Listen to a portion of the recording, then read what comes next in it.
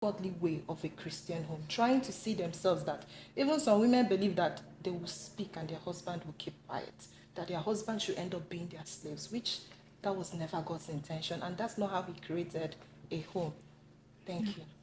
Thank you very much. Now, in regards to women's rights, do you think there is a right or wrong narrative about the concept of feminism that needs to be upheld, changed, or redefined in the society? Yes, the right narrative that needs to be upheld is one, making sure that our women are respected and that every form of physical, sexual, emotional, psychological abuse are eliminated, that they have access to quality education, and that they are also given equal opportunity to take part in elective positions in government, be allowed to make decisions that will contribute to a more better society for us all. Then the wrong narrative that needs to be redefined and needs to be changed has to do with this mindset of seeing themselves in their marriages as superior than their husbands. Their husband by virtue of marriage, godly marriage. I keep making mention of a godly home. The man is the head of his family. And this is how the foundation of a good Christian home is laid. The man heads his wife, the wife heads the children. Christ heads the man. Do you understand? So that's my own narrative.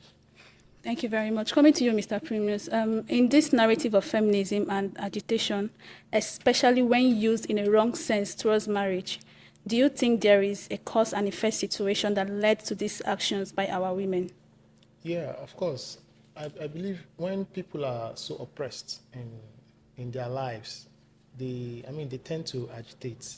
When there is no justice, when there is no fairness in any arrangements, there is bound to be agitation. So definitely most women take this agitation, the extreme levels.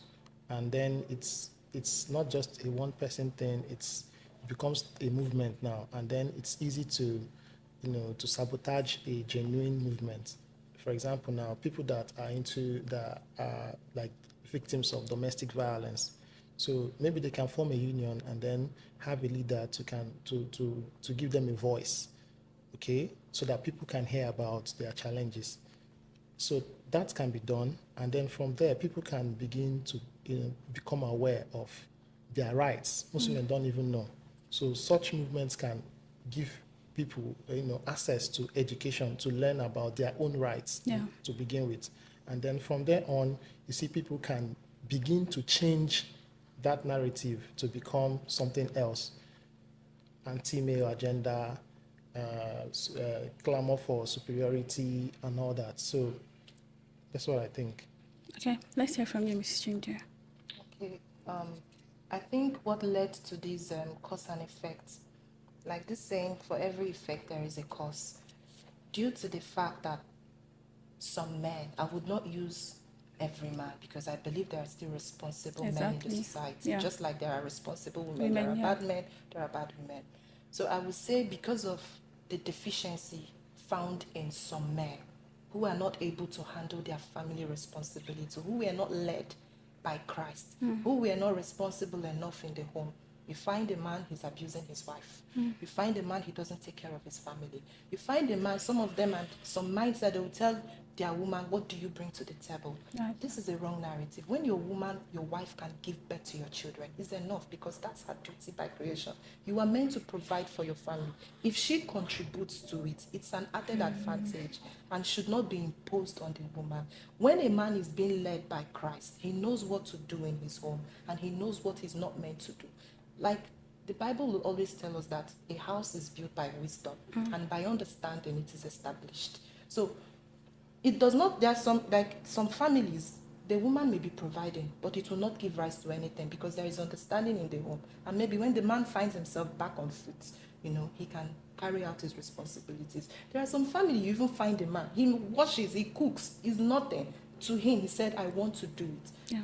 You get. So I see this as is a deficiency found in some men. Marriage is all about understanding and being able to move together. So some of the men have allowed themselves to be fed with wrong worldly mindsets, with some cultures that are wrong. And remember, when it has to do with a godly home, you do not compromise biblical principles under the altar of culture. When there is a conflict between culture and biblical principles should prevail.